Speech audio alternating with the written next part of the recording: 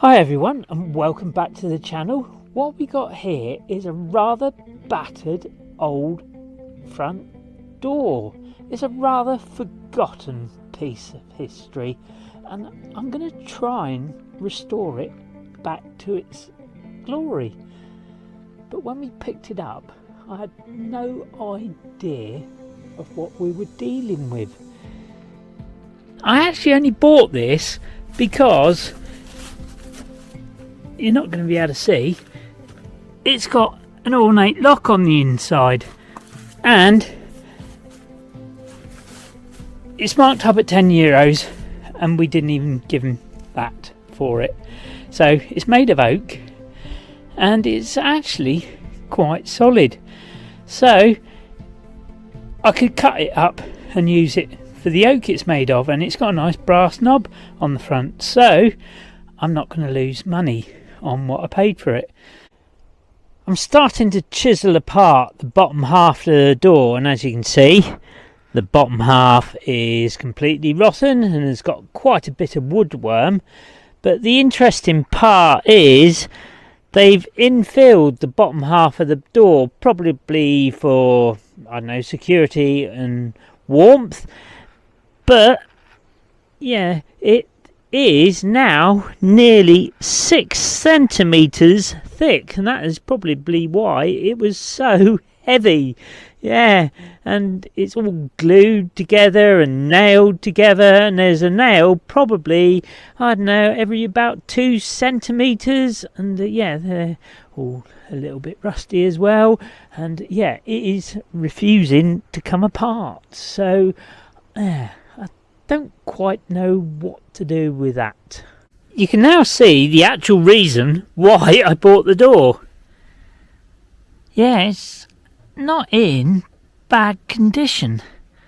This is sort of like a scrolled lock and it's still quite free and works. So yeah, I mean, it's not going to offer any security, and the door will have vertical deadbolts and stuff like that.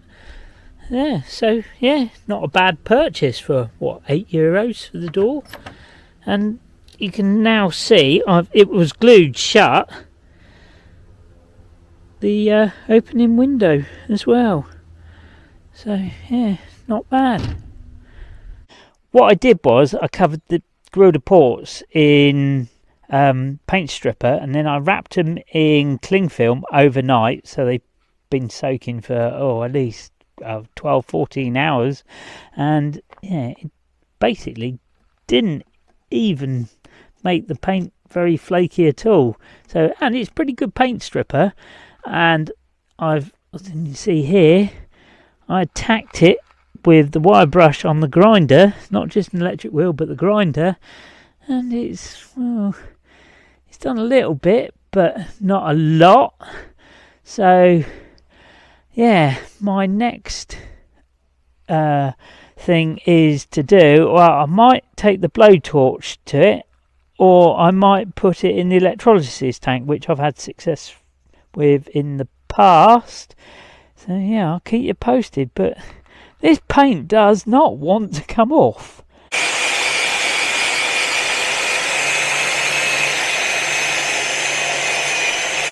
After hours of painstaking sanding and wire brushing, we started to uncover something quite incredible.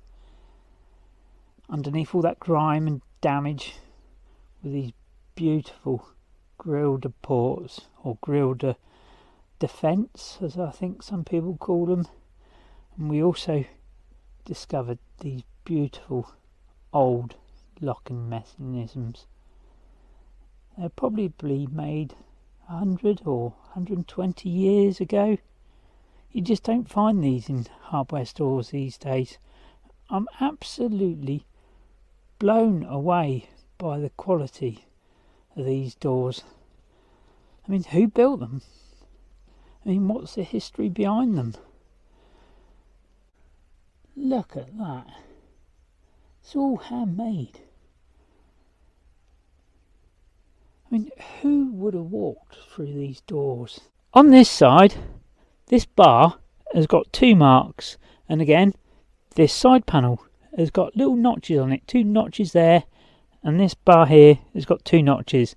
On this side, this bar has got 1 notch.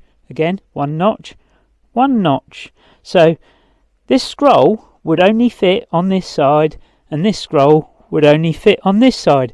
And if you have a look, this is a very slightly different shape to this side. It's all done by eye. It's amazing. And again, if you have a look over here, you can see the hammer blows. Yeah, slightly different to this side. It's all unique. It's absolutely incredible. All done in a forge. So if you were trying to rivet a bit from each side, and again the rivets are handmade, yeah, so it would, you couldn't take a bit from this grill to the fence and put it on again that side. Oh, look, 3 marks. So yeah, absolutely unique. It's incredible. I love it. That's the lock what came with the door, and it's a pull type lock, and that activates the sort of like the latch, if you like. But in my collection of locks, I've got this, and it's a JPM brand lock, probably 150 years old, and it's literally twice the weight, or maybe even 3 times the weight of this one. And it's marked up on the top with a lovely brass badge, Premier Quality. There you go, Premier Quality lock. And if we peel the back off, you've got some lovely brass fittings. You can see inside it's in immaculate condition, and you've got at least 8 levers there, all still perfectly working order. And when you turn the lock, you'd have to turn the key at least twice to get the I don't know, the lock to come out. So yeah, you got still got the pull there, which would come from the lock in the center of the door.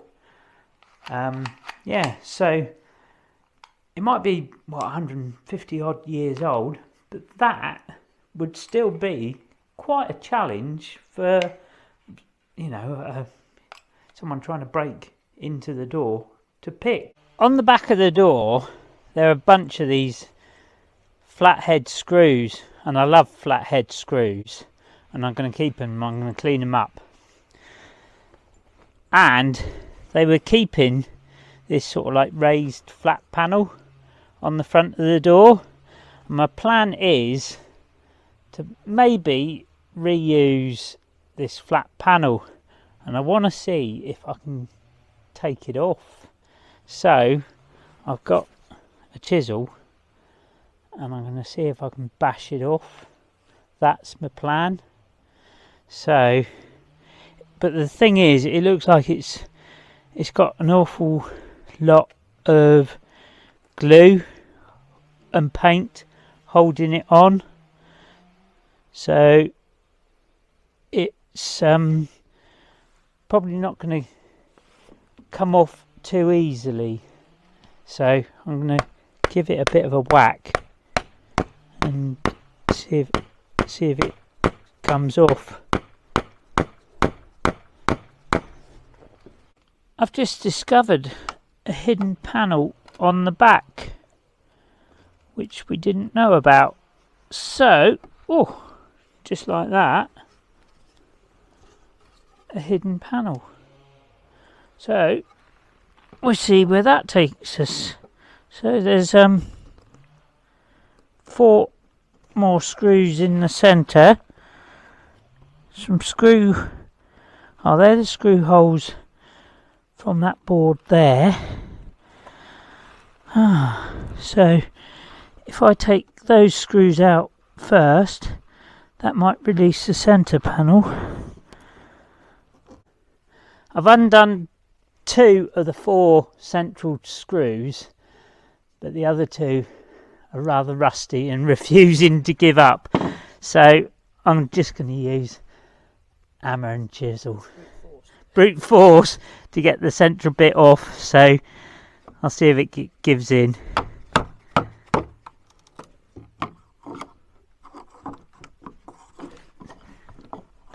Oh, there we go. There you go, they're poking up. There we go. One central lump. That should stand up quite nicely. We can reuse that, I think.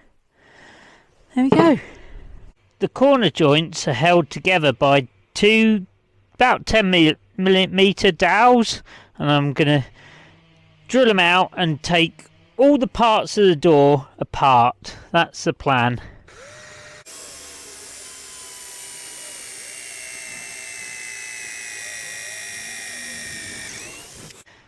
And hopefully he hasn't used a ton of glue to glue the door together.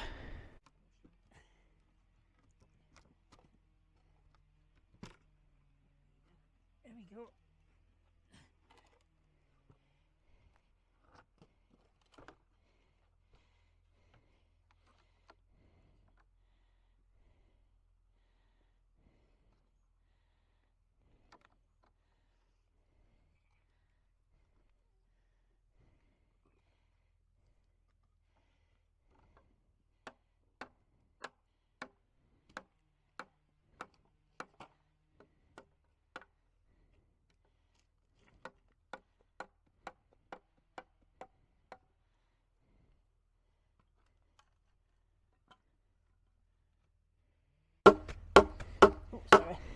Sorry, not sorry. You're pulling me off my thing now.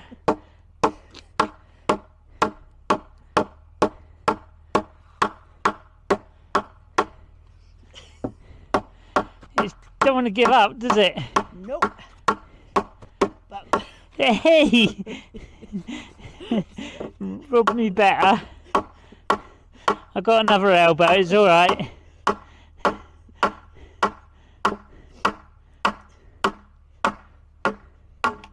Yay!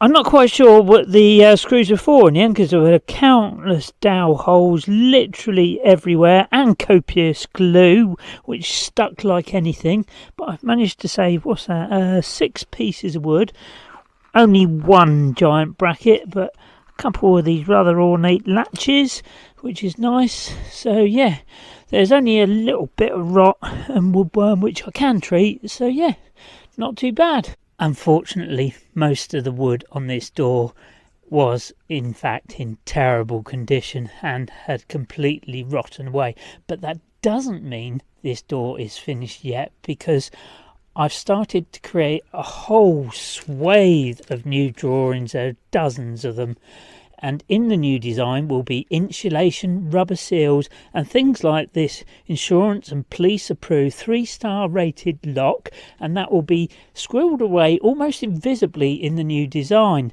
And as you might be able to see on most of the designs are little calculations everywhere, because the new design is going to be almost the same dimensions as the old one, but not quite the same, and that is because of the rubber seals, the insulation and things like that, and the fact that our door isn't quite the same dimensions. I want it to look the same but not quite the same, if you know what I mean. I've come out to the barn and all of this is waiting to go to the recycling yard, you know, over a period of time. And this piece of oak is 150-year old, and it came from the bedroom. As you know, it's got a lot of vertical cracks that render it pretty useless as a beam, but it is solid as a rock. It's got very little woodworm, if any, and yeah, it is good donor wood. So yeah, I'm wondering, I can't even shift that barely. So yeah, that might make good donor wood for a door.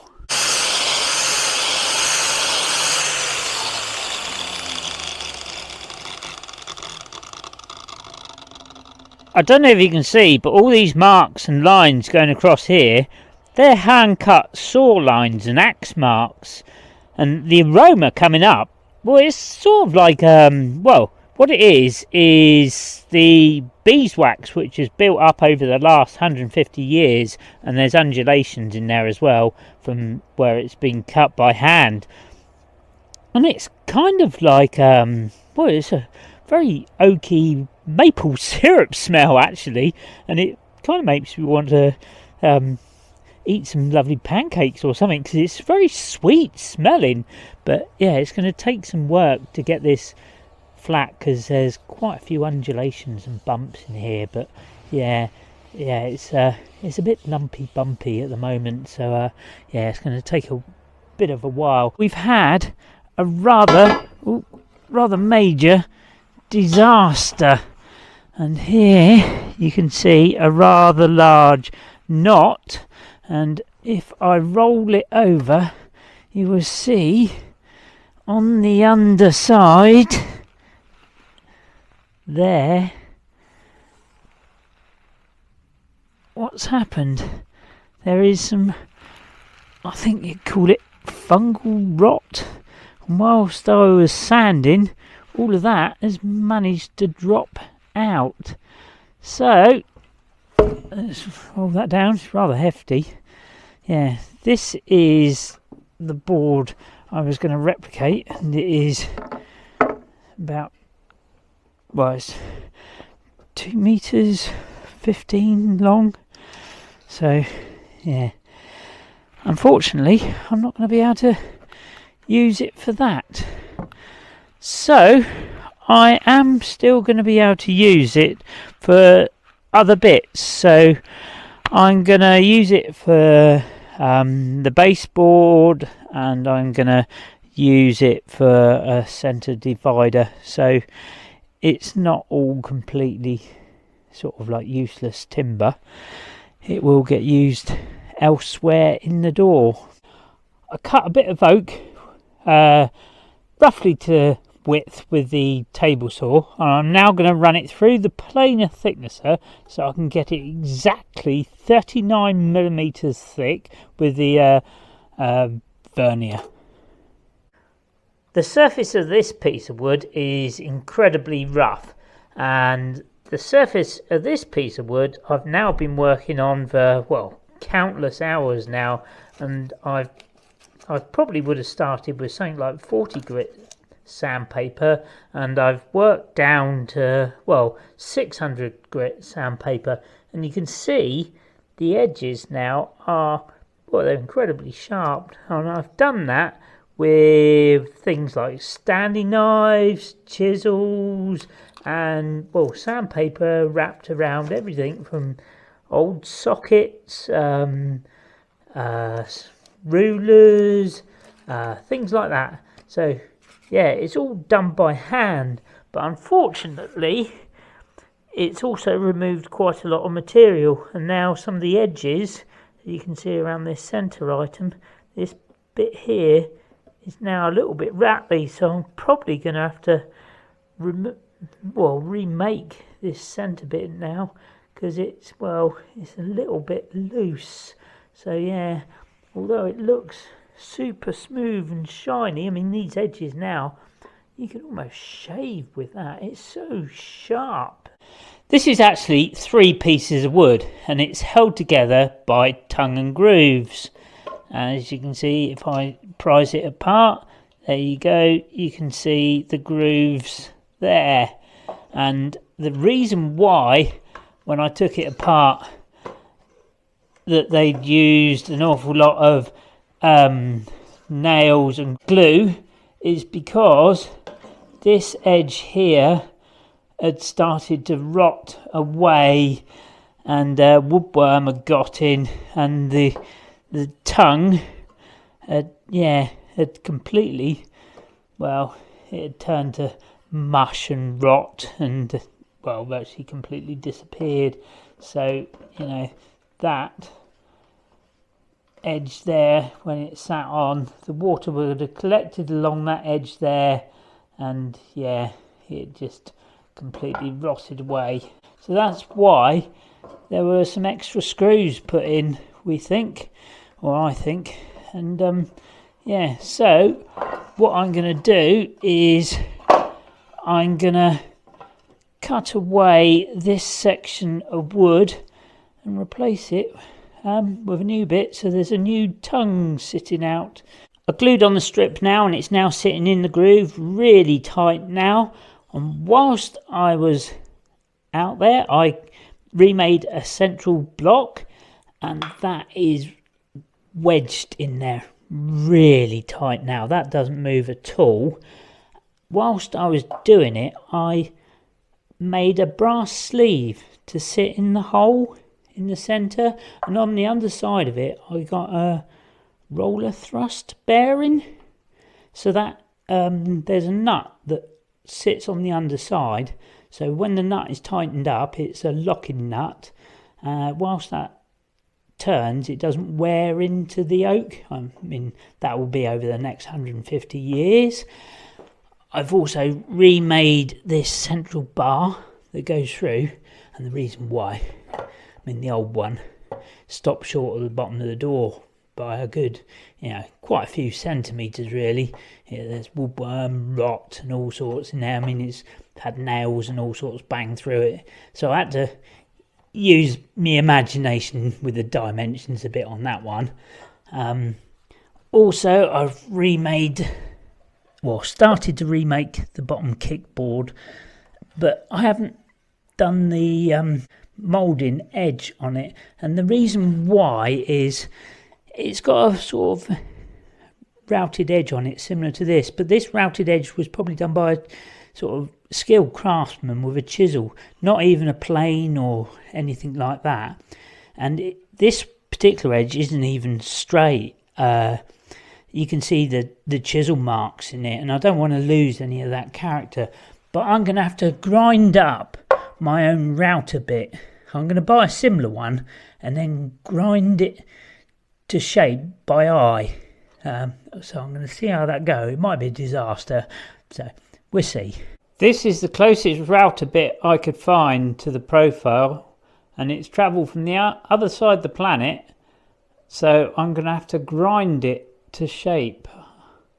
In the bottom edge of the door, I've put this draft excluder strip, and that should hopefully stop any of the wind from blowing under the door. I've got some green oak. It's various thicknesses from about 60mm at one end down to 17 at the other, and the problem is the nearest wood yard is shut and our van's off the road, so it's going to be pretty difficult to get this to thickness. To get these bottom panels to thickness and shape, I need something called a thicknessing or surfacing sled, and the parts literally come from the other side of the globe, and according to the online site, they take nearly 3 or 4 weeks to arrive, so that's going to take quite a while. I've also done the profile on the bottom edge of the kickboard, and that came out, well, sort of all right, and I'm fairly pleased. Just got to sand it up a little bit. This centre board, that came up absolutely lovely, and I'm really chuffed with that. I've just sort of pushed it in place at the moment. Again, the middle board, that came up superbly. Yep, chuffed. The door isn't finished yet, and we've got a whole host of excuses why. Basically, the place where we buy the wood from, that only opened, a day or so ago. It's been shut for Christmas and New Year. Yeah, our van's broken, that's still in the garage. Yeah. It's too cold to take the old one out. We got ice which is literally that thick on corners of our lake. We're waiting on some parts from literally the other side of the globe to arrive, and they're going to be another 2 or 3 weeks. So, yeah, I can't finish corners of the thing anyway, so yeah, we've got a whole host of excuses, and they are most of them valid. Most of them are pretty decent and valid. But what we have done so far, we've a door which literally cost us less than €10. It is looking pretty fantastic, I think. Anyway, I think you've done really well and with that. Some of these doors which you see online, they're over a couple of €1,000. and I wasn't going to pay that much for a door, so. I'm right. So, yeah. So yeah, you've done really well. I'm really chuffed with that, and when you finished it, it'll be even better. Hopefully. You'll be able to use it. When I finished it, yeah. Yeah. So, as usual, folks, give us a bit of the like and subscribe. He does like. I love a bit of that, and We'll see you next time. see you next time. Au revoir. Au revoir.